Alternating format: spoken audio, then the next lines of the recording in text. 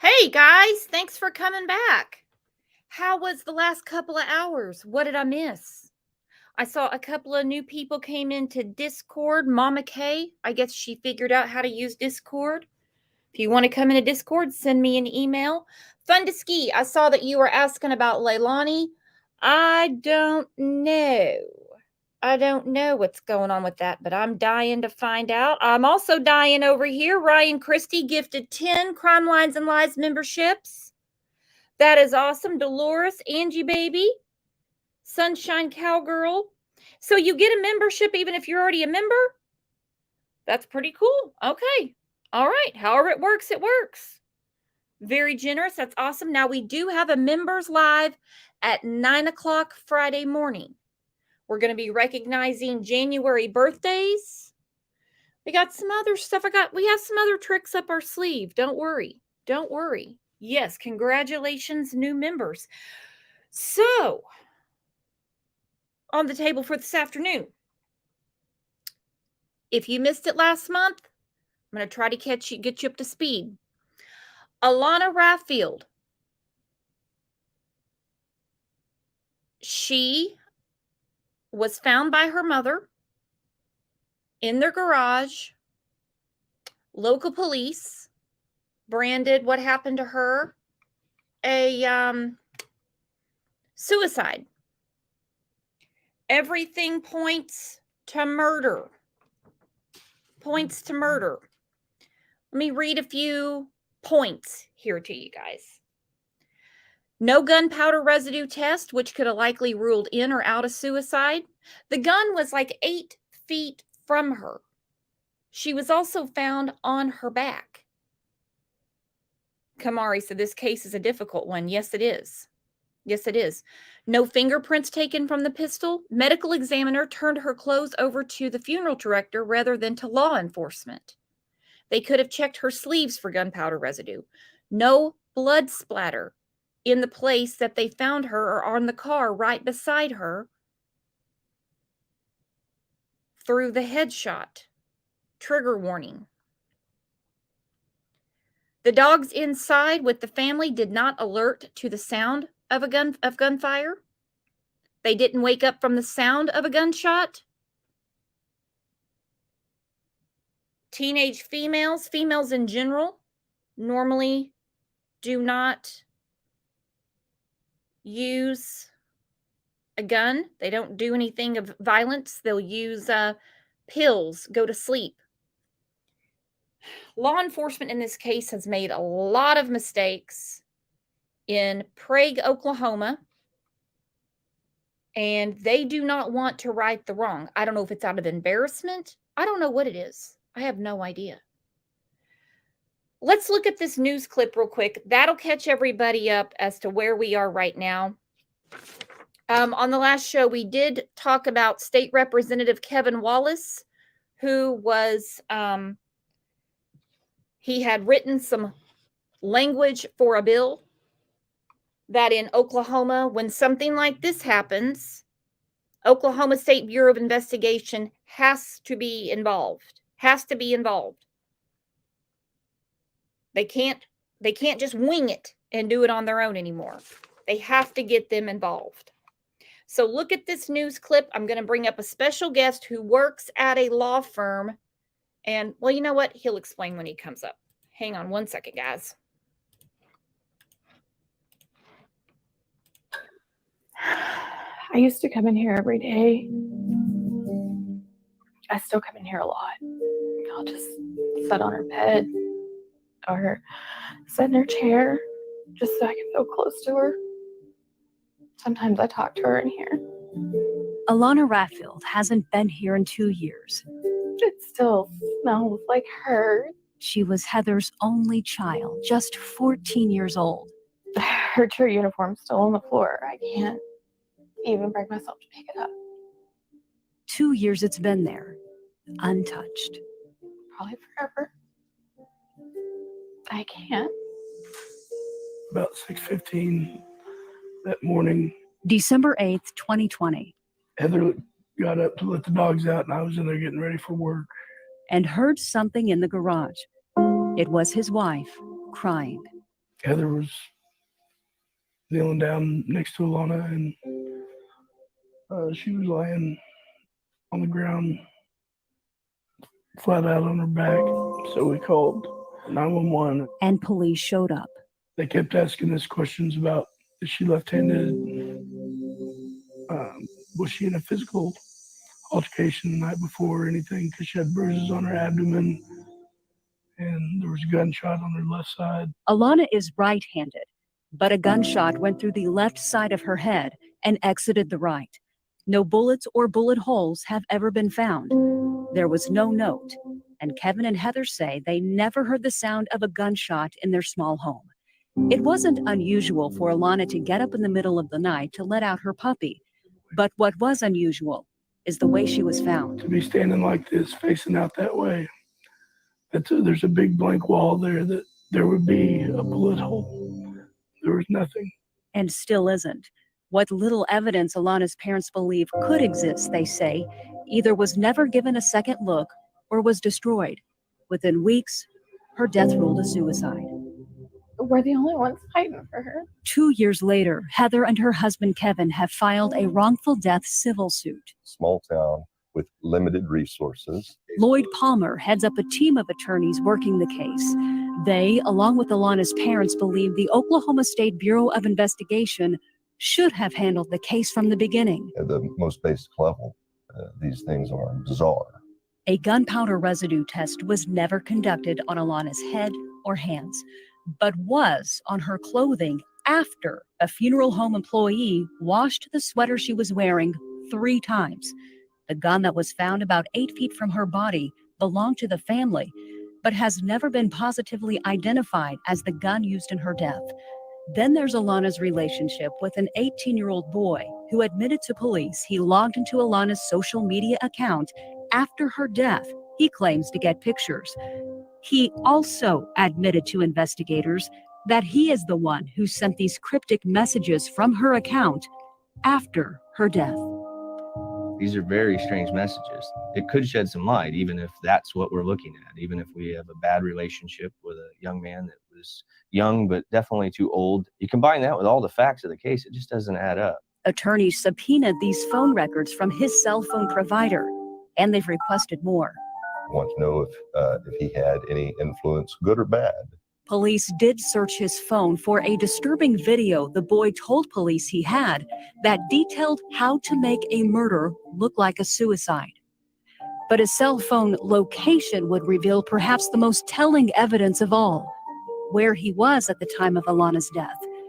While the teen has been served with this civil suit, News 4 is not naming him because he's never been arrested on any criminal complaints in Alaunna's death. If he's in the same town where he said he was not, then I don't think this is going to be our job anymore. This should not be in civil court at that matter. It should be prosecuted.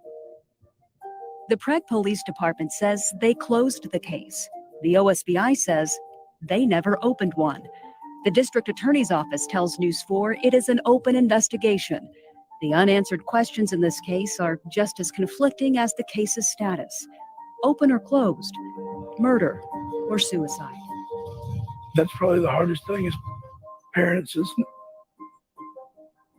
not knowing. I would love to have justice for her. How many cases like this is there out there in the world? Just this afternoon, Heather and her husband got a phone call from State Representative Kevin Wallace's office informing them that language for a bill is being drafted that will require the OSBI to investigate crime scenes or cases like Alaunna's instead of police departments without the proper resources. Imagine being the police department. They don't even have a detective in that department. Imagine that the state of Oklahoma, a state representative, has to put a bill through the House in Oklahoma to force them to do their job because of them, because of this case. They don't want to admit their mistakes. So what do? You just call it a suicide. The gun, 8 feet from her, laying on her back. She is not left-handed, yet the wound is on the left side. There's no bullet hole anywhere, no blood splatter on the car or anywhere else. It appears that this must have happened somewhere else. And she got brought back to her garage. That's just what it appears to me. I'm not saying that's what happened. Her parents are in for the fight of their life. They need a war chest to take this on. Subpoenas, witnesses, the whole 9 yards. It's not going to be easy, and it's not going to be cheap for them at all. At all. Now, they do have a law firm that is helping them out because they're not lawyers. They're not lawyers. But they're not going to stop. They're not going to give up. I am so glad that in Oklahoma now, you can't cowboy it anymore. You can't cowboy it anymore. Something like this happens, you have to get the Oklahoma State Bureau of Investigation. I guess we'll look at one silver lining. I'm going to bring up our guest. His name is John. He'll explain who he is and give you I know it was information overload in the last show about Alaunna. So I hope you drink your V8 today because you're really going to get overloaded today. Let's welcome John. Hello, John. Hey, it's great to be on the show. Great to talk about this case. We need to get something going here. Help this family. And again, I apologize for the delay. We had the holidays. I wanted to talk to Heather. I think she's going to be in chat. I called her yesterday. So let's get to it, my friend. Let's get to it. Tell everybody who you are and what you do, but you're not Spock. No, I just had to quickly pick an avatar, and there was a limited universe of things in my phone, and that's what I came up with, and there it is. But I like it. Yeah, I'm a full-time legal researcher for Palmer Law, and right now this case is in the discovery phase, and so as a researcher who does discovery mostly for Palmer Law, I'm kind of I can't say I'm leading the charge because I have to do everything under the supervision of the attorneys that I work for, but I am doing a whole lot of work under those attorneys. My involvement with the case started with a friend of a friend thing, and I'm going to say I'm the reason this case came to Palmer Law initially, though I think it says something that the very first lawyer that this family talked to said, "I'll take the case." There's just something about this case, and we'll get into that, how it just strikes a person right in their gut. But the way it worked out is I'm in the National Guard, and there was a guy in my unit named Ryan Baker, actually. I'll give him a shout out. And he was a Marine before he joined the National Guard. Now, I have to correct something just a little bit from the last show. I have never been in the Marines. I've never had that honor. My father was briefly in the Marines, and the attorney that I work for, Mr. Palmer, he was a Marine. I myself have not been a Marine. So Ryan, who had this just incredible sense of duty, and we served together, and he had been in officer school, but he'd hurt himself, and he was forced to finish out his enlistment at a low rank, and I was just always impressed by his sense of duty. I can't say we were buddy or we hung out or anything like that, but we got along, and he was well aware of my intense, nerdy research that I do for Palmer Law. So one day out of the blue, he contacts me and he puts what is now Exhibit A in front of me, Exhibit A of the lawsuit, which is the police report. And he starts telling me, look at this. And so I'm looking at it, and I find out that he knows Alana's aunt. I believe she taught a language, maybe Spanish. She's a school teacher or something. I want to get it right. So he knows her aunt. And she had done this little YouTube video. And it was marking the anniversary of Alana's death. And as far as videos go, I can't say it had a lot of production values. She was holding up cue cards like she couldn't speak. She'd start crying, so she had to make these cards and hold them up about, why hasn't somebody done something about this? And when I read Exhibit A, well, I think I have to throw some caveats out there at this point. I think I have to say a couple of things before we get into that, if that's okay with you. Are we okay with some caveats? Yep, let's have some caveats. Let's have some caveats. Let's caveat all over the place. First of all, allegations in a lawsuit are brought by the parties bringing the lawsuit. They are not allegations or opinions of the lawyers bringing the lawsuit, and certainly not by their staff. And I have to be circumspect. I have to state things very carefully, and I may not be able to give things the full emotion they deserve. Of course, the host is not bound by that, and the family's not bound by that. So react as much as you like. And I will say that during the show, I know people are going to want to have questions about phone records, about subpoenas, about conversations, if any, with the district attorney, about witnesses. There's just a lot of things that, for the strength of the case, cannot be talked about.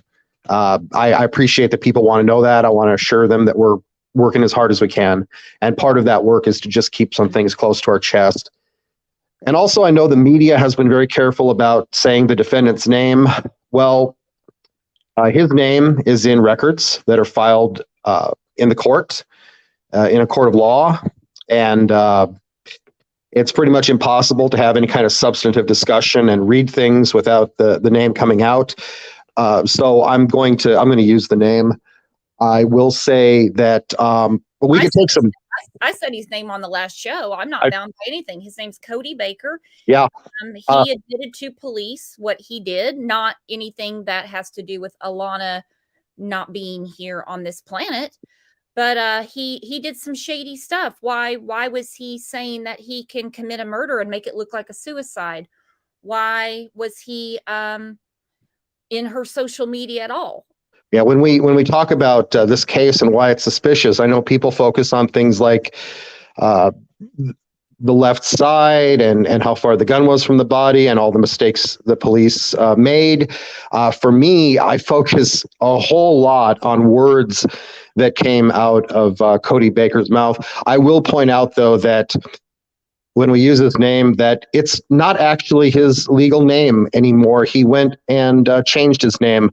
So let us take some comfort in the fact that during the show, we will not be using what is now his legal name. So, yeah, let's get into this. I think you had a copy of the lawsuit. I'm going to get that up right now. Yeah. And the first part, and what we're going to do here is I want to get into it line by line and talk about the supporting documents. And I promise you, good audience interested in this case, this will not be boring. This will really trend toward the horrifying, I think. So the first part of the petition is simply the, comes now, Heather Williams, plaintiff, natural mother of Alana Raffield. It is who is bringing the case. One interesting aspect of this case is, with a wrongful death of a minor, in a sense, it is being brought by the deceased. The case is estate of Alana Raffield, Heather Williams, special administrator. So the deceased, who cannot speak for herself, comes through her mother and brings this lawsuit. So in a sense, it's Alana's lawsuit. And I just want to say that I have an empty chair sitting by me right now, just as sort of a reminder, a green leather chair next to this antique table where I have all these papers. That chair will remain while we talk. It's there to keep me focused.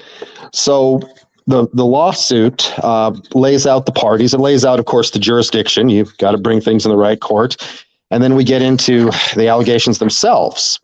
On or about the night of December 7 or the morning of December 8, 2020, Alana Raffield, age 14, died by a gunshot wound to the head. And this death was caused by way of deliberate criminal acts or by the negligent actions of Cody Baker, age 18, or both. Yeah, rather dry and lawyerly way of phrasing it. Next item. An investigation by City of Prague police revealed stalking behavior by Cody Baker, who was fixated on Alana Raffield as, quote, his one love that he would spend forever with, unquote. I'm going to interrupt you right there so everybody understands. Alaunna, now she's not here to speak on this, obviously. Mm-hmm. From everything that I have been looking at, digging up, she thought of him as a friend. Yeah, there's a few lines that could be read here about that. Let me pull that right out. She thought of him. We can go forward with this, but I just as long as everybody in here understands. Yeah, we should yet another caveat that according to the parents, Alana thought of him as a friend. But he was stalking the hell out of her. If let's get into what the police say. So they're quoting him when they say his one love that he would spend forever with, unquote. That's in Exhibit A. So let's go to Exhibit A, and I'm gonna read, keeping in mind that we've pulled that one line from the lawsuit. Okay, let's talk about where that line comes from. Okay, I'm gonna read I'm gonna read quite a block of text here. Okay, I'll try to do it in a way that is interesting. So on December 17th, 2020, at about 20-23 hours, I went. Now we're talking, this is Matthew Hensley. When he says I went, this is Matthew Hensley, the police officer that, to his credit, he tried to do an investigation. He did the best he could, and he documented the things that he did, including, he writes in the report about body cam. He has this stuff on body cam. And Exhibit A, it is a bit of a chore to read it. It is kind of a mess. It's chronological, and there's a lot of initializing of names, and it just kind of he's just kind of writing things as they come at him. And if I've read it a dozen times, that's probably not as many times as I've read it. I've read this thing over and over, and still there are little pieces you look at and you compare to other pieces. But anyway, let's get to this line about the forever love and where it comes from. So Hensley says, on December 17, 2020, at about 20-23 hours, I went to Gordon Cooper Technology Center in Shawnee, Oklahoma, for a follow-up interview with Cody Baker. I spoke with Baker at about 13-15 hours. I asked him how he knew AR. They're going to keep saying AR here, Alana Raffield. Baker admitted to speaking with AR and stated he loved her. Baker stated AR told him earlier in the day that she was told by Charlie to stop talking to Baker. Baker stated AR told him that he was there first, and she would not stop talking to him. Baker stated, let's pause there. So I hear from his mouth, according to the police officer, as written in this report, she told him earlier in the day that another young man said, stop talking to him. That's interesting. Now, who is Charlie? Yeah, I wish I, yeah, who is Charlie? It's okay. We'll figure that out in a second. Let me go through my notes. You go ahead. Yeah, no, there is a lot of teen angst, a lot of back and forth, and he said, she said. This poor officer has to investigate the relationships and the comings and goings of these young people, and it is tangled, and everybody has their own motives. So anyway, so Baker stated AR told him earlier in the day that she was told by Charlie to stop talking to Baker. Baker stated AR told him that he was there first and she would not stop talking to him. Baker stated he was worried about going to jail and mentioned it several times. I asked him why he thought he would go to jail. Baker stated he was concerned about photos he and AR sent back and forth to one another. Baker stated he was concerned and deleted all photos of AR on his phone. I asked him why he did that, and he stated he did not want to see AR anymore because he missed her. I asked Baker when the last time he was in Prague. Baker stated he is living in Prague with his grandparents off of Bluebell Road and has been since Shawnee High School went to virtual learning.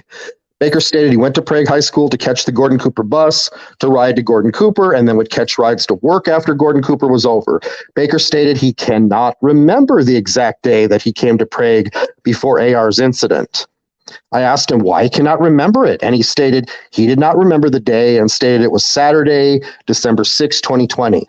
Baker stated he went home at the end of the day on December 6, 2020 to his house in Shawnee, located at 2520 Bradford Court in Shawnee, Oklahoma, and did not return to Prague until December 13th, 2020. Later in the interview, Baker stated he went to Prague the night or day after AR's incident. This contradicted what he told me previously in this interview. I asked him how he got back and forth to Prague and Shawnee on Saturday. Baker stated he has a friend that would bring him back and forth anytime he wants or almost anytime he wants. Baker stated that the friend's name is, and I'm actually going to withhold the name of this young man. I mean, it's in the documents, but this young man is not a suspect. So he got a ride with this young man. He drives a black 2008, 2010 Chevy four-door pickup truck. Baker stated he did not go see AR on the night of the incident, but admitted to texting and calling her as they had planned prior to AR getting her phone taken away. Baker stated no one responded after he called and texted her. Let me say something about that real quick. Yeah. Alaunna did not have her phone. She had gotten into not big trouble or anything, but her parents had taken her phone. Right. So that's the whole thing with that. And if you could slow down just a little bit, we have a lag because it's StreamYard.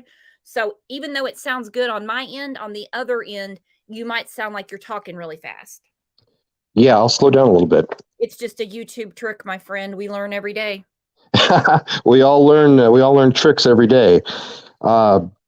So Baker stated no one responded after he called and texted her, and he stated he went home and went to sleep. Baker stated he woke up on December 8th, 2020, and got a phone call or text from AT, that is another teenager, AT, stating AR is dead. Baker stated it was weird that AR would have killed herself, as she would always talk to him and tell him how she felt. Baker stated AR spoke about cutting her wrist on 2 separate occasions. You know, at this point, I want to point out something else in the lawsuit that I want to read 7 at this point. I just want to stop and read point 7. Alana Raffield had no history of suicide attempts nor verbal ideations of committing suicide. The only account of Alana Raffield being suicidal comes from statements by Cody Baker. Immediately after Alana Raffield's death, Cody Baker attempted to spread stories that Alana Raffield was suicidal. So we'll get more into that social media where that stuff was spread. But the minute this comes up, I just wanted to stop and read that point. So let's see, where are we here? He wasn't suicidal. And I think what happened is, well, he was infatuated with her. He was a stalker, you know. He was definitely a, stage 6 clinger, the worst one. And she didn't have her phone. And when she wasn't responding to him, I think he started stalking the house. And he came across her that night, probably when she let her dog out, and then brought her back to the garage. According to this paragraph of text, there are a couple of things that happened that night. She didn't have her phone because of something that happened, and that happens all the time with teenagers. You take their phone for a while because they did something, and they get their phone back. Yeah. Okay, so didn't have her phone. There is a statement that there was another young man named Charlie who said, you shouldn't be talking to that Baker. Oh, drama. And then, and these two things create a kind of like a moment, like the pattern has changed. Now there's Charlie, and she doesn't have her phone. So that's an interesting change of what was stated to be the pattern before. So going back into this line of text here and getting to the part about the forever love, which is in here, Baker stated AR spoke about cutting her wrist on 2 separate occasions, and he talked her out of it. Baker stated if AR was going to commit suicide, she would have talked to him about it. I explained to Baker, I is Matthew Hensley, I explained to Baker that I have AR's phone and can see messages and photos that were sent back and forth to him and her. Baker stated he understands that I will find out everything. Baker stated there are photos that would get him in trouble due to him being 18 years and AR being 14 years old. Baker stated he would do anything he needed to do to try and help figure out what happened to AR because he loved her. Baker stated AR was his one love that he would spend forever with. That's Sicko.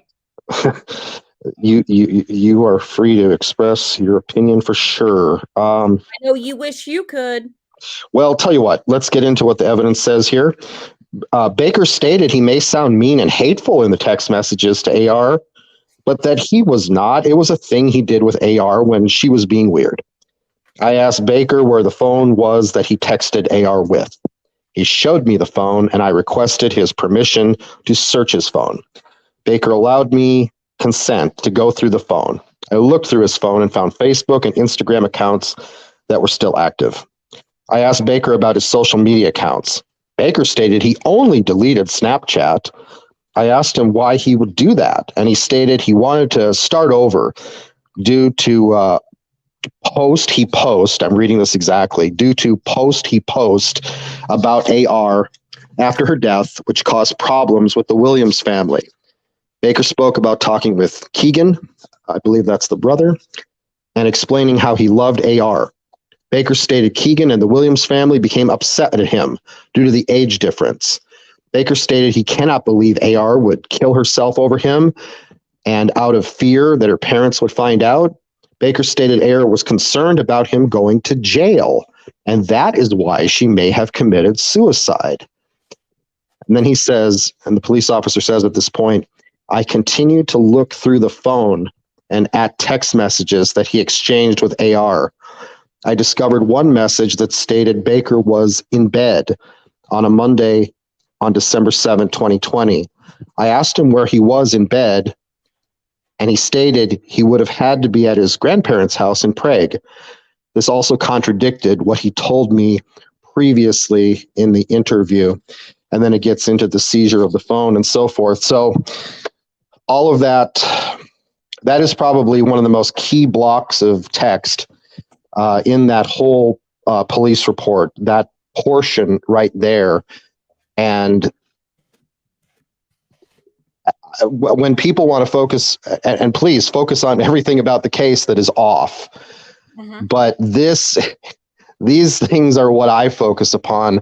And I tell you what, there's an active police investigation going on, and he's saying, oh yeah, I deleted the Snapchat. And then later we get into him grabbing AT's phone and deleting stuff off of that. And if I went around while there was an active police investigation deleting messages on phones and stuff off of social media,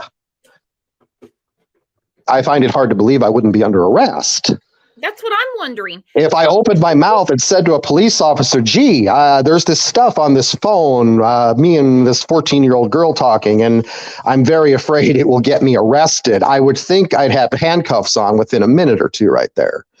You know, once they got done talking to me and getting everything out of me that they could, I mean, it's just amazing. You read this stuff, and now people will have an opportunity, thanks to your show, people will have an opportunity to read all of these details. So, and you know, let's not stop there, for the lawsuit goes on. So, let's get into the murder video. The murder video on the phone. I mean, is this something kids do these days? Do they say, hey, I got an idea. Let's make a video about how to stage a suicide. Let's I hope that doesn't become one of those TikTok trends. I really hope it doesn't. No, So I don't think that's normal. no. And I would tend to think that when we're investigating a suicide, that's me pounding on the table, like to emphasize the point, and somebody says that they are messing around with videos that show how to stage a suicide. Real quick, YouTube terms of service, we're not supposed to say that word. Oh, yikes. We can say unalive or we can say S. Oh, we can, oh, well, I'm going to have to, hope It's a simple edit. Don't worry, my friend. You're good. all right. Well, try to avoid that happening some more. So, so getting into what about the video? Can we say M? Can we say M video? We can say murder. We can't say the other. Huh. Okay. So item 6. The rules. I don't make the rules. I just get the nasty emails afterwards. Yeah. Well, if we can just control the language, we can control what people think, I guess. Okay. So no, I'm all for it. It's double plus good. Okay. So item 6. The investigation revealed an instance of Cody Baker discussing a murder video deleted from his phone of a staged S, and also revealed a statement made to a minor female, AT, that Cody Baker has a friend in Shawnee, quote, that murders people and makes it look like an accident. All right, so that's the lines in this suit. Let's pull up the more robust and detailed lines from Exhibit A, the police report, and get more detail on that. So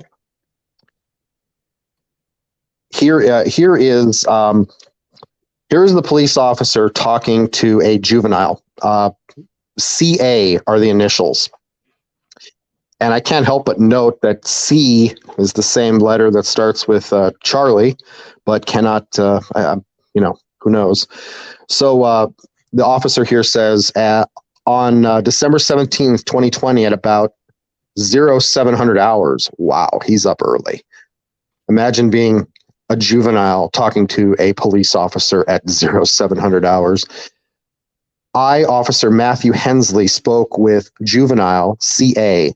CA stated he or she attends Votech Gordon Cooper in Shawnee, Oklahoma. CA stated on December 16th, 2020, he or she was partnered up with Cody Baker for a school project.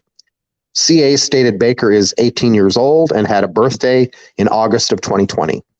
CA stated Baker told him or her some things that made him or her uncomfortable. CA stated she thought she needed to advise the police on what Baker told her. Oh, it looks like the officer let a her slip instead of a she. So there it is. CA stated Baker brought up AR's death and was speaking about it. CA stated Baker told him or her he needed to talk to someone about AR's death and how he was connected to AR. CA stated Baker told him or her that him and AR sent photos back and forth via text messages. CA stated Baker told him or her that AR and him were in some type of relationship for over 2 years. CA stated Baker told him her that he was worried about becoming a sex offender and the police was going to come look for him soon. CA stated Baker was worried about AR's family threatening him, which caused him to start having a gun at his residence. CA stated Baker told him or her that the pictures he and AR sent back and forth were inappropriate, and he deleted everything off of his phone. CA stated Baker told him her that he had a murder video on his phone of a friend of his murdering someone and staging it as starts with S, ends with suicide.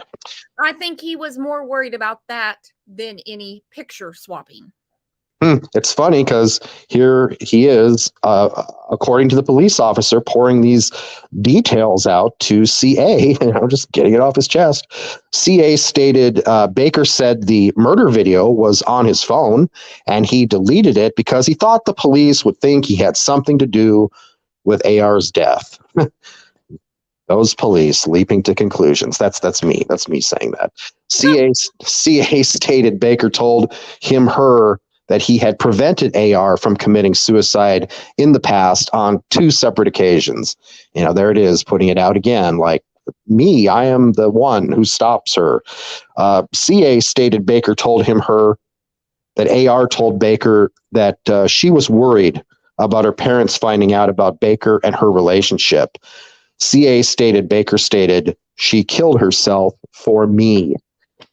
That's so here we have the large block of text about the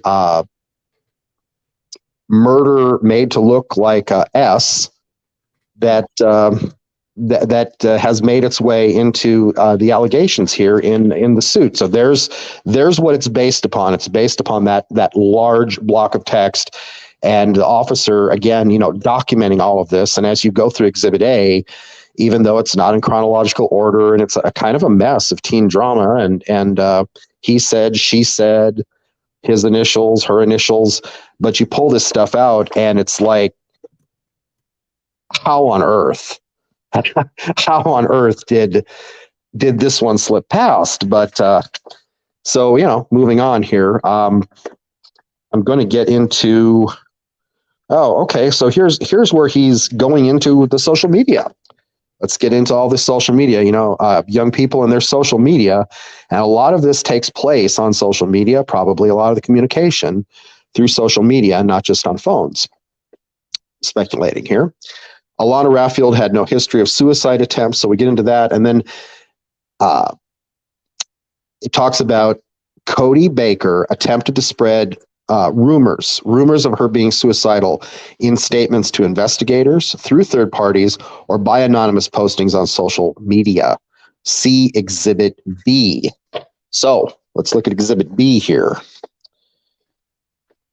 This is... And I think I sent that to you. Do you have Exhibit B? Are you able to put that up? I do. I put these in order. So right. So we have gotten all the way through putting all the pages up of the petition. Right. Everyone can see all those pages if they stop the screen. Is that right? Have we gotten to the bottom? What is Exhibit B? What is it? What's the headline? It starts with anonymous, December 10, 2020, my favorite memory. Yep, I'm putting it up. All right. So this document is believed and alleged in the lawsuit to be written by Cody Baker. So, and of course, there's a lot of things that would cause a rational person to look at it and say, "Oh yeah, there it matches up," and it would cause the parents to see how it matches up. So, just looking at this here, and yep, there we go. My favorite memory is when we met. We met at FBC Craig. That is First Baptist Church, and there are a lot of things that take place at First Baptist. I should say that I want to make it clear that nobody is blaming the church for anything here. Of course, and it would be so helpful if anybody that does know something would come forth, and nobody has been blaming or casting aspersions on anybody at First Baptist. So just putting that out there. We met at First Baptist Prague. She was with, initials AT, and we all began to talk, and I made jokes. If you know who I am, then that's me. If you know who I am, then that's me. Anyways, about a year ago, we became really good friendlies. We always made jokes and laughed with each other. We began to talk on the phone pretty much every day and would tell each other good night and good morning. I knew something was wrong when she didn't text me by the time I woke up, since I 100% of the time have a good morning text from her since she wakes up before me. Then I saw that she didn't even see my message from the night before that. Then AT called me crying and told me. My heart legit dropped. You were my BFFUTVE, best friend forever until the very end. I love you and miss you so much. My prayers for her family is on. So there we have it.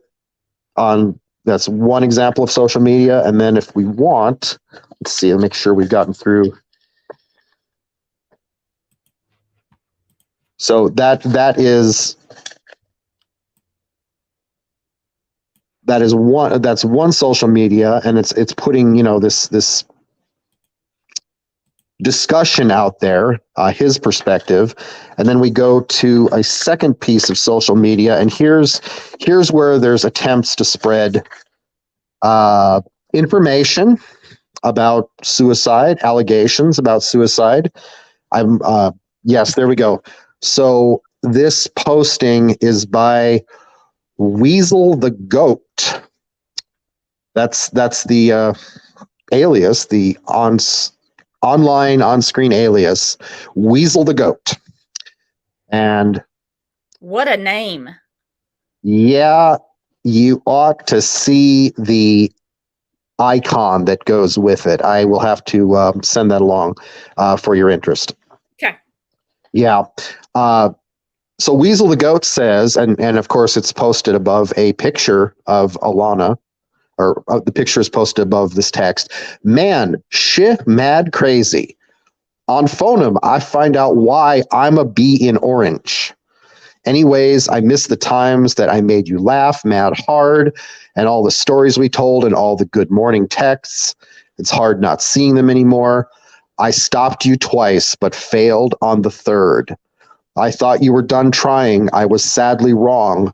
I listened to our favorite song by BN Almighty J. I now see why you loved it so much.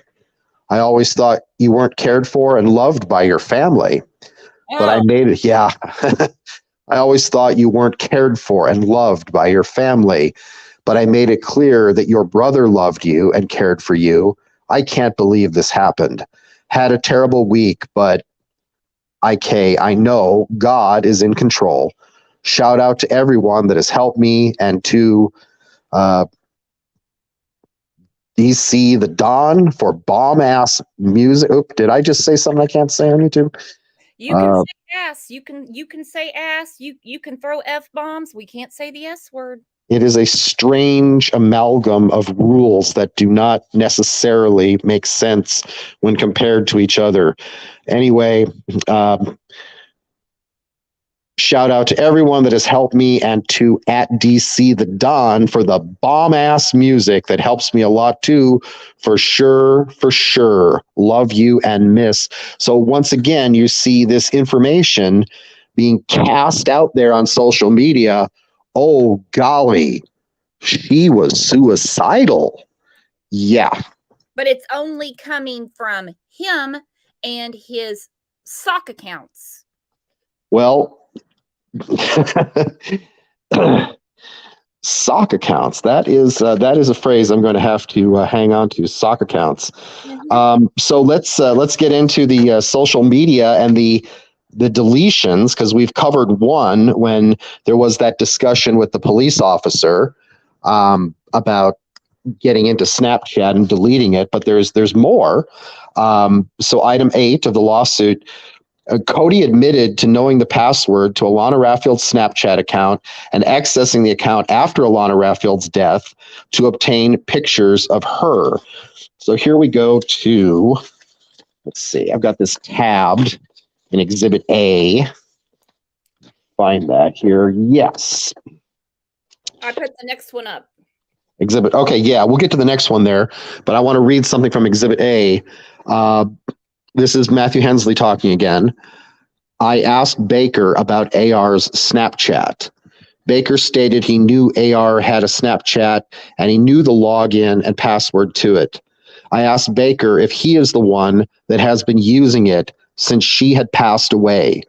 Baker stated it was him and that he wanted to keep all the haters off of her Snapchat and get a few pictures of her because he missed her. So, yeah, so here is him allegedly keeping the haters away. And I actually had to, not knowing that I have to ask you, are you allowed to use the C word? You bet. Pardon me? Yes. We can use the C word. You can use that one. There's Wow. Just, well, so this conversation on Snapchat is taking place with a minor female. And where you see on the screen where it says Alaunna, that is, according to what he's saying to the police officer in Exhibit A, that is him Yeah, inside her Snapchat. he got into her social media. Yeah. And spoke in her voice where it says Alaunna. And so one thing he does here, and speaking as her, I'm a senior, and disrespectful, you dumb FB. Did you see the cuts on her wrist? So once again, it's like from more than one platform, spreading this information. She's suicidal. I'm the one that stopped her. She's suicidal. And then also, interestingly enough, and I don't know if you can scroll to farther down there, there's a sort of demand for information about when is the funeral. It says, I'm a senior. Now, mind you, this is not Alana saying this. This is him. This is him in her social media account. It's twisted. I'm a senior, and WYM, disrespectful. You dumb fuck bitch. Did you see the cuts on her wrist? Well, Alaunna wouldn't be referring to herself as her. No, and it's been admitted. This is him in her account. If not, then you weren't close to her. If you did you say anything? I damn well did, you dumb fucker. Leaves on open. Yeah, that's what I thought. Crawl back into your hole, you little, well, what I got called earlier in the last show. I bet you don't even know when her funeral is, huh? Get defeated, little bitch. Then whoever me is says, I'm simply listening to the counselor who said to leave you on read. So stop. I'm the counselor now, bitch. You sit back and let the fakies take over. F you and what you stand for. Then this person says, who are you? That is all I want to know. They call me anonymous. Sure. That what you shall call me. The person said, nah. So how much did Alaunna mean to you? The person again says, sure. I'm still waiting. When is her funeral? Me says, I'm still waiting. Who are you? Monday at 1. Be there or you fake AF. You're the fake one disrespecting her and shit.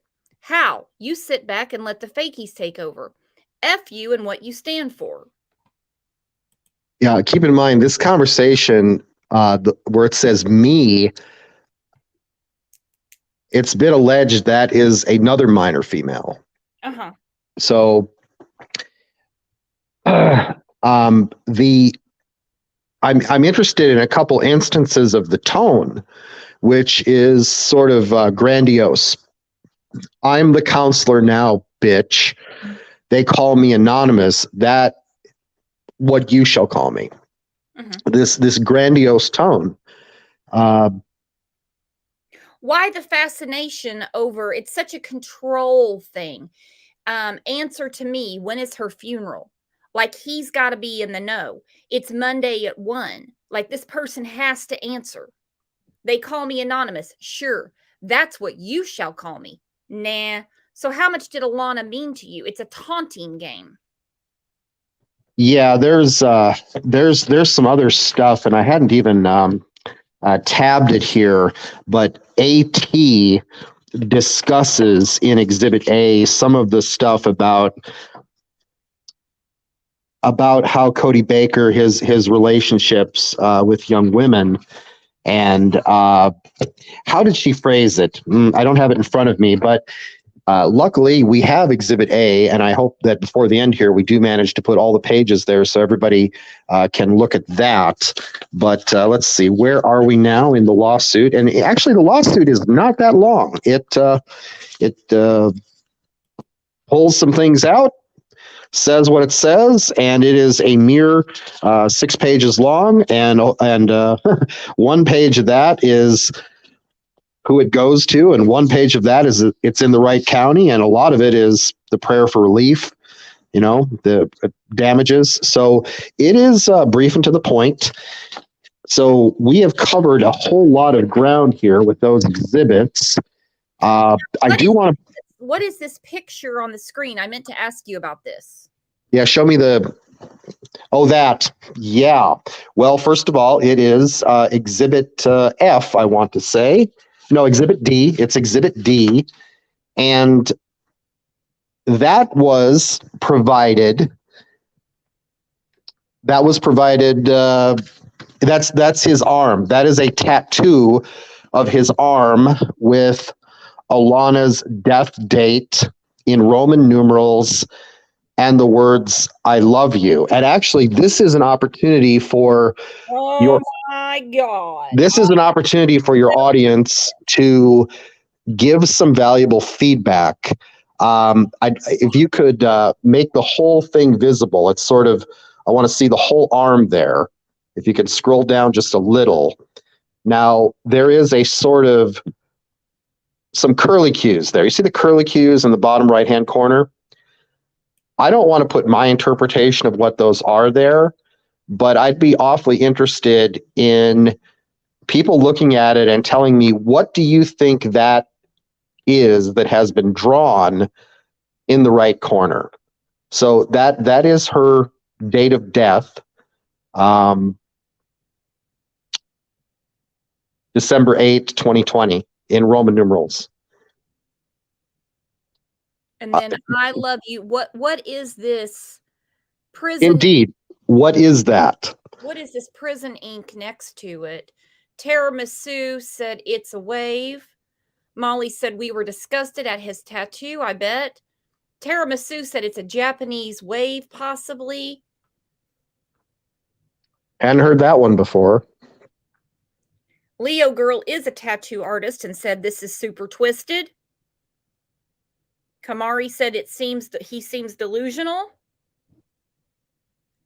Oh, Britt said it's almost like it was the start of flames, but like didn't finish the tattoo. Bad artist regardless. It's interesting. I've heard two other interpretations and no one's hit them yet. After this show is done, I believe people will still be able to come up with interpretations of what those lines are, and mighty interested in that feedback.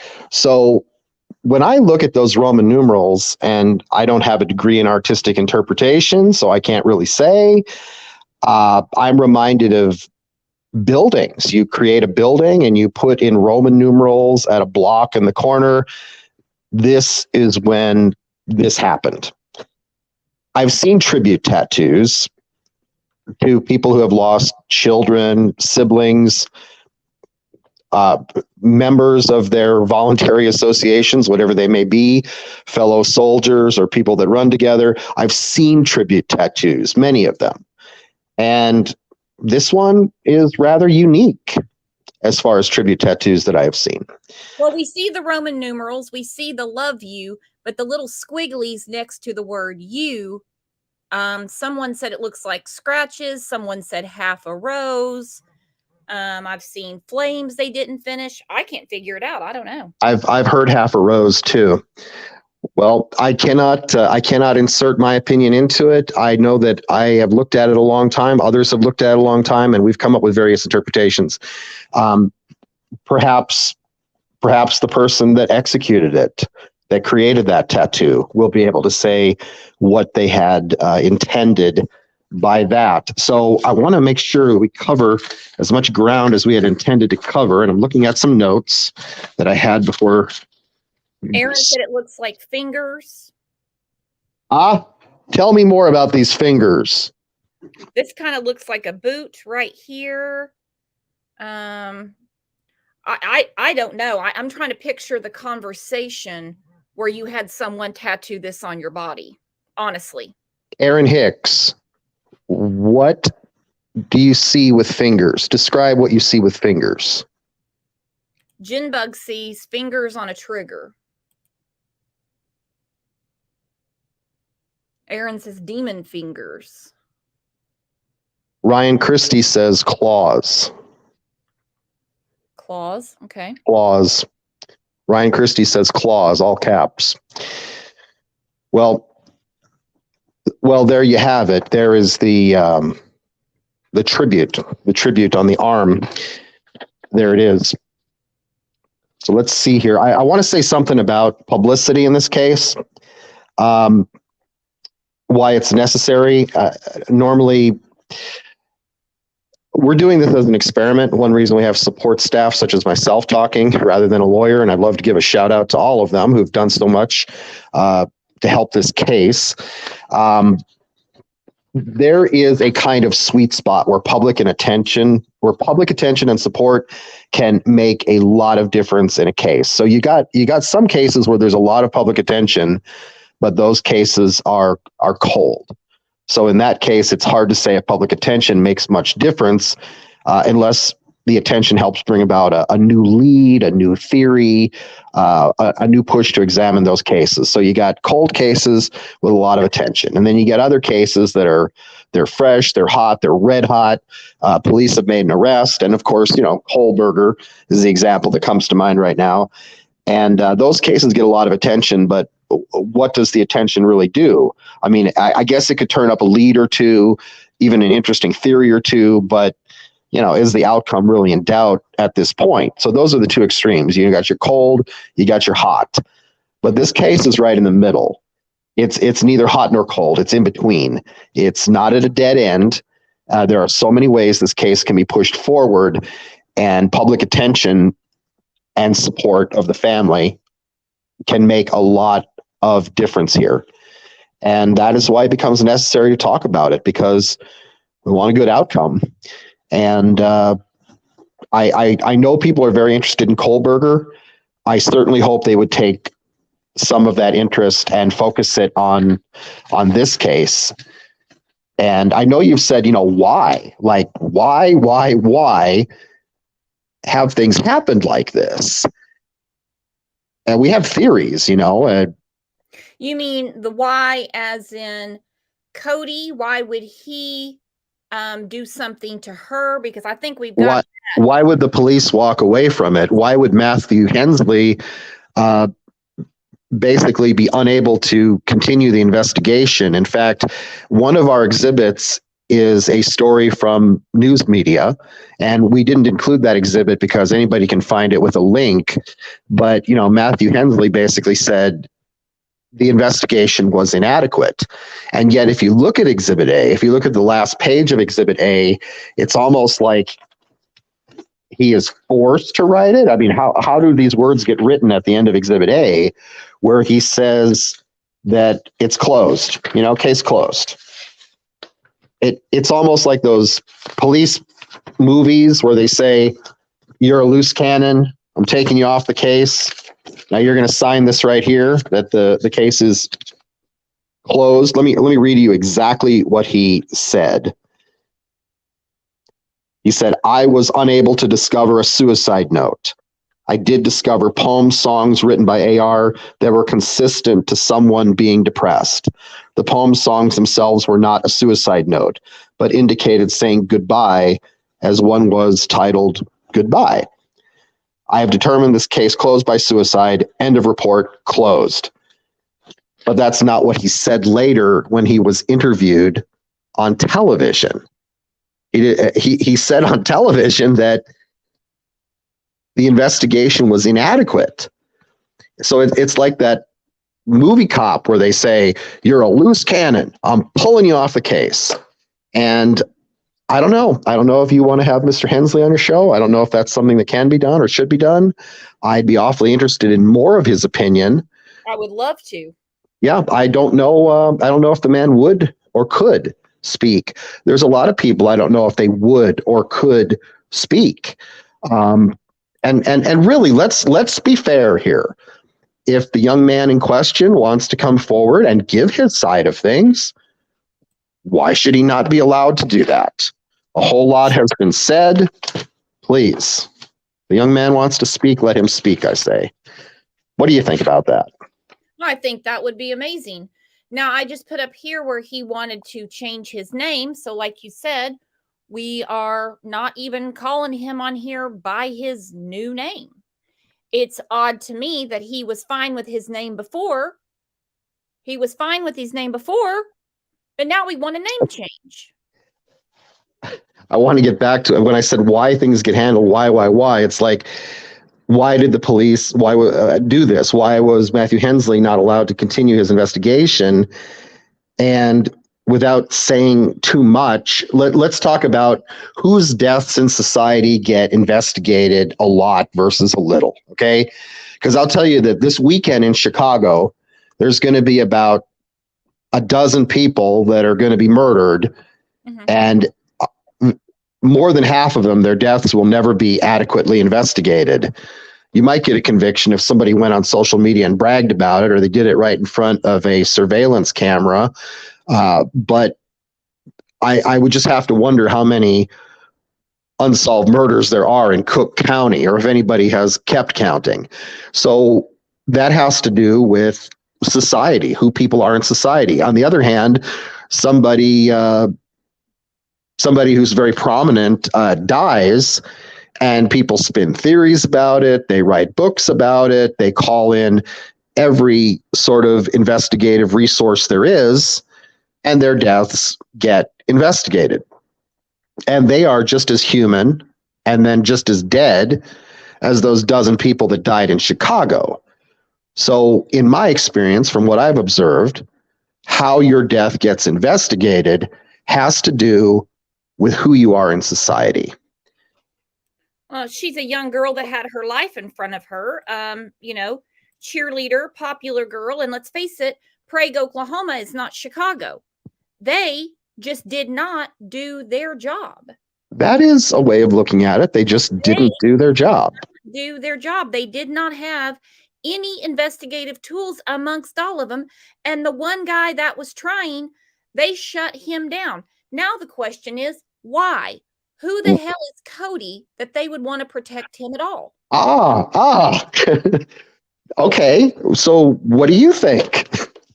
I've looked and looked and looked, and I can't figure out who would want to protect him in that town.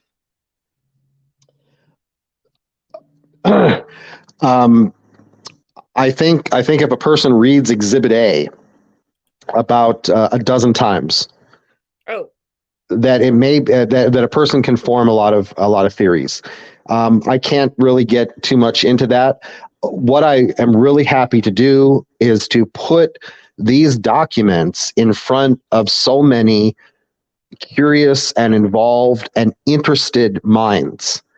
I would hope that all these folks that are commenting and thinking about this, that if they care to take some time to look at Exhibit A, and of course, when people look at evidence, people who come from different approaches, they may see things that other people don't. They may put the pieces together in a different way, and that is always useful. I know that before the show, you and I were talking just a little bit off stage about juries and how did we come up with this system of 12 men, good and true. And I remember when my child was very little, I had to explain the jury system to him. He'd come to me and ask all kinds of interesting questions about life. His mom, my ex-wife, he'd ask her, what's a protection racket? And she'd be like, ask your dad this weekend. Okay. And I'd be like, oh, let me explain that to you, son. So the jury system, to me, you've got 12 different perspectives, and different people see different things, and then they compare. Some person might see an expression on somebody's face, and they're able to say where they've seen that before, and somebody else is paying no attention to facial expressions. They're focusing a lot more on written words on documents. If I was on a jury, it would just drive me crazy to be on a jury, because what I would want would be like, yeah, I don't want to rely on my notes. Could I please have a transcript? Yeah, I don't want to deliberate. Please get me a transcript here. I want to be very sure of what was said. I think that all these folks looking at these documents, that there could be a great opportunity for them to bring their perspective, come up with their theories. Hopefully not crackpot theories, but even a clock that's stopped is right twice a day, as Ann Landers once said. I'm looking at it right now. I'm loving these documents. So we're gonna go through them one by one and kind of make sure that everybody can get those images and freeze it and look at the screen? Is that the plan? Yeah, I'm going to go through this one again. Because this is sort of the beginning. On Tuesday, December 8th, 2020, at approximately 6:43 hours, Officer Alex Bohannon of the Prague Police Department. Now, where is Alex Bohannon Well, now? this report is mostly Matthew Hensley, but Alex Bohannon also plays his role, and it's like a sort of collective report. The Bohannon, yeah, he starts it, but Hensley does the vast majority of it. And then there's some pages you look at. Let's see if I can find an example of this.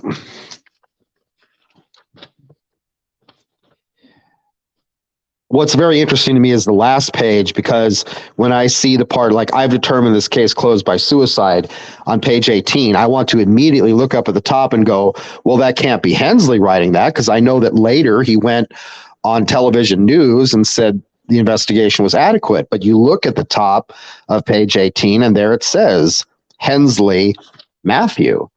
So on the one hand, he wrote those words, and then later he said, those words are not true. So what causes a person to write one thing one day, and then later after they quit the department to take this extraordinary step of talking to the news media and saying that's not true. What I wrote in an official document is not true. This case, Exhibit A is like the Rosetta Stone. Your vast majority of facts are in Exhibit A, but there are facts that are still out there. And wouldn't a person just love to get at all those facts and just know what's going on? And we are tirelessly working on that. Things that cannot be discussed in detail at this point. But if people know something, we're open to hearing about it. If there's people that were at the church, that were at Gordon Cooper Technology Center, that witnessed this stuff, that have anything that still survives on social media, all of these things are of interest. And hopefully they would come forward. Yeah, and I think with more exposure, other YouTubers talking about this case. I know a lot of people say, YouTube isn't going to do anything. Well, true, but it's enough of a pain in the ass to the police that they will at least keep the file handy. And I have learned that I can say ass on YouTube, so there's that. Yeah, well, I'm not wanting to be. My intention has never been to be a pain in any part of the body to the police or the district attorney, who would be so key and so valuable if in their judgment, they decided to move forward and make some move here. I would like to think that public pressure, or as they say in the Constitution, the opportunity to bring forth your grievances to the government, that when people are saying that the investigation was inadequate, it's not necessarily their intention to be a pain to the police. What they are doing is they are bringing forth their grievances as the governed to those that govern. And when that state legislator is creating a bill, and keep in mind, it's not enforced yet. I don't think it has been passed quite yet. Are we? It was on my local news. They were talking about it, but whether it's officially a law or not, I don't know. I just know that the language is in place. I told Heather about it yesterday. It was on my news here in Tulsa. That is awesome. Are they calling it Alana's Law, though? That's how I knew what it was. Well, I remember actually sitting in my vehicle and having a discussion with Kevin Williams, the father. And I think yeah, he was saying the state legislator wanted to come and talk to him about this. And I remember it was right then in that conversation that we came up with the phrase Alaunna's law, which is a gimme. It's an obvious, but it was the first time I ever heard it. And to see it develop like this to the point that it's being debated, discussed, that it's being on the news media, that is a silver lining in this dark cloud. You have to think, why? Why do these things happen? Oh, I want to say something about my involvement, my desire to be involved in this. Now, I'm a religious person. I won't say spiritual. I think that's that's very general. No, I'm straight up religious. And there is, and I know everybody's not, and it's a free country. But there's a line in the book of Genesis about innocent blood will cry out from the ground. That God is asking Cain, where's your brother? And Cain says, what? Am I my brother's keeper? And God answers that he can hear Abel's blood crying out to him. And I've chosen a picture of Spock kind of for a reason here. 99% of what I have to do as a legal researcher is going to be based on being rational, being logical. But there's that little 1% where you just feel something. And when I read Exhibit A for the first time, just read it all the way through, I felt like, yeah, is there something I can do? And so what I did, I brought it to my boss, and my boss, when he got all the way through it, he was like, yeah, we got to get involved here. And the family came to us and talked to us about this, and right away we were on board. But it's a long, hard battle ahead, and don't know what more I can say about that. It is. This could take years. This isn't going to be done next week, next month. And what does it tell you? That a state representative also picked up the banner and said, this can't happen again. We can't let some department with 4 or 5 guys in it mess anything like this up again. It has to go through the OSBI. Now, how many more subpoenas and everything? Never mind, you can't answer that. But no, it's a terrifying thought that if a person just has to be found dead with a gun beside them, and some local department be like, "Yep, it's a suicide." Well, it was the wrong hand. Yeah, but it's a suicide. Yeah, but she was a cheerleader with everything to live for and did her homework the night before. Yeah, but it's a suicide. I mean, the gun was 8 feet away from her. She's laying on her back. He hacked into her social media. He was stalking her. She made it clear she thought of him as a friend. Yeah, but it's a suicide.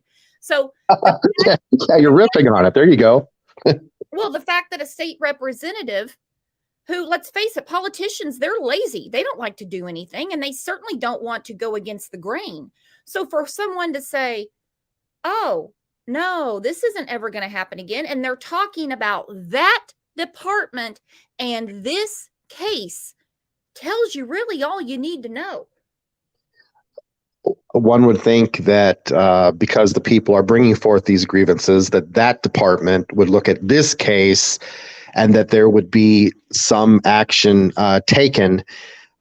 But for now, it would appear that Mr. Palmer's law firm has the ball and will have to run with that ball. And so I don't know what, I'll make sure I do covered everything here. Take a look at these notes.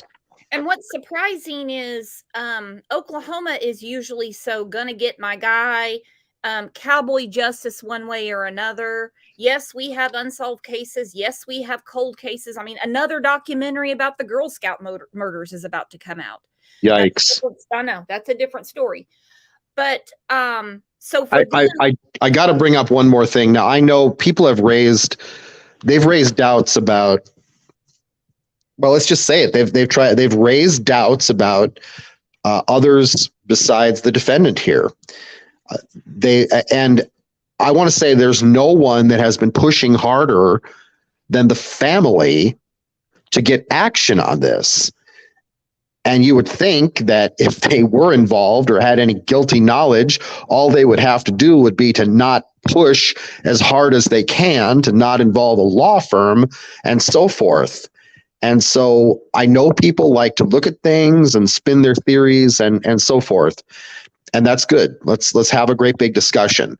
But I do want to make it very clear that nobody, including the law firm, has pushed harder than the family to get to the bottom, to get answers. And when I say get to the bottom, get answers, well, we're not doing an investigation. It's a lawsuit, and the allegations in the lawsuit, there they are. And you do not bring a lawsuit without adequate allegations made by the plaintiffs bringing the lawsuit. Now, so every time somebody says, want to get to the bottom and so forth, yeah, well, everyone wants to get to the bottom, but when somebody opens up their mouth and straight up says she killed herself for me, and they're 18 and she's 14, it's like, okay, you want to open your mouth and just admit civil liability? Let you answer. So I just want to make it clear that we're not doing an investigation here. We're doing a lawsuit, and we have everything we need adequately right here now. Though we need more. We need more if somebody wants to get answers. So yeah, I'd like to get answers, and there will be more answers forthcoming. But yeah, just want to make that clear. The proper role. The district attorney is the one that would do an investigation. The district attorney and the police are the ones that would investigate and get answers. And I'd really love to see them doing that. For ourselves, we'll do what our role is here. Mm-hmm. Gather evidence, put it together in an orderly way, and help the family. And what I put on the screen, that was portions of the police report. Going forward to get more answers, well, you know what that entails. But if anybody would like to contribute to the family, I'm putting in they have a separate Cash App just for the law firm. If you want to donate $1, $2, $3, $5, $10, you do it. You figure out what you can do or want, whatever. Don't put yourself in a bind. But they need a lot of help. They need a lot of help. You see these cases and hundreds of thousands of dollars pour in for something that's not needed. Let's face it, it's not needed because the state will bury the person they're talking about. The jobs that the family have, they have unlimited time off, if you really want to be clear. And so then you have a case like this where they're not in that situation and they're fighting like hell. They're not going to let anyone say, and I've had this discussion with Heather before, if the case was that their daughter had committed S, as a family, they would have had to have dealt with that. But they know that's not the case. That is not what happened. We have another case, Michaela Jones out of Missouri. Her mother, she was told that her daughter overdosed. She was like, no way. She had to get a GoFundMe. She had to go to YouTube, you name it. She borrowed some money from her 401k and she got a second autopsy. A second autopsy that said, no, she didn't overdose. She has the back of her head is busted up. I mean, amongst other things. And going forward, she's still fighting to get murder charges on these two guys. And that's what we have going on here. You just, when you know. Alaunna can't speak for herself. Alana cannot speak for herself. This lawsuit, it's her lawsuit. It is, in a sense, her voice. When the lawsuit says that that he, let's see, this death was caused by way of deliberate criminal acts or by the negligent actions of Cody Baker, age 18, or both. That is her voice. And of course, you have to phrase it like lawyers. You have to use what is available to you. So if someone is going to open up their mouth and say, she killed herself for me, okay, it's one or the other. But in the law, you can simultaneously have the opportunity to prove both things. So it's like, okay, it's one or it's this. And if there was, I'm trying so hard to phrase this carefully, and it has been said in the lawsuit that the allegations of suicide, of prior suicide attempts, we see where they come from. And yet, if someone opens up their mouth and says, she did it for me, that is something you can answer for. And in the course of answering for it, one might answer all kinds of questions and get all sorts of places. So we'll just see about that. I do want to address the fact that the lawsuit alleges wrongful death, and it alleges it broadly. That's the thing about lawyers. They are just so damned bloodless and dispassionate that to get a good result, you sometimes have to say things that are uncomfortable compared to, I mean, this mother, it just pains me that this mother has to hear these things, has to hear this bloodless, logical discussion about lawsuits and evidence and Exhibit A, when this was her precious daughter. And I don't know, I maybe just leave it with that thought that behind all this discussion, there is a real family that's hurting very badly. And what could maybe not take that pain away, definitely not take that pain away, but give them a psychological resolution. Right now, that is found in a court of law. It's not yet found in a police investigation or a district attorney pressing charges. Right now, their opportunity for resolution is found in a court of law. And I just pray to God that we can give them that resolution. And so, we're here trying, and hope I've done a good job and done well by my bosses. No, And, you've done great. You have well, done. we'll see. No, and you say in a court of law, that's called the real world. The real world is not social media, but we can use social media to wake people up to what is going on. Things are solved in a courtroom in the real world. I think that this case, I look at it and I think to myself, why doesn't Nancy Grace want this one? And I think that when a person has an opportunity to look at Exhibit A, to look at all these facts, you have to think, why isn't this being discussed outside of Oklahoma? Because this one, it's a heck of a thing. Well, if we start pushing and pushing and pushing and getting it out there, if you put it in a private group, it's not going to go anywhere. Right. If you post it publicly, it will. And I want to make sure before we wrap up that every one of these documents that they have at some point gone across the screen so somebody could read every word of those. Yes. Okay. Well, I think I've wound down like a wind up one of those little animals that plays the drum. And I think I've said what I came here to say, and I've read the documents I've come here to read. And as we say at the bottom of a civil suit, further, affiant saith not. Say that again.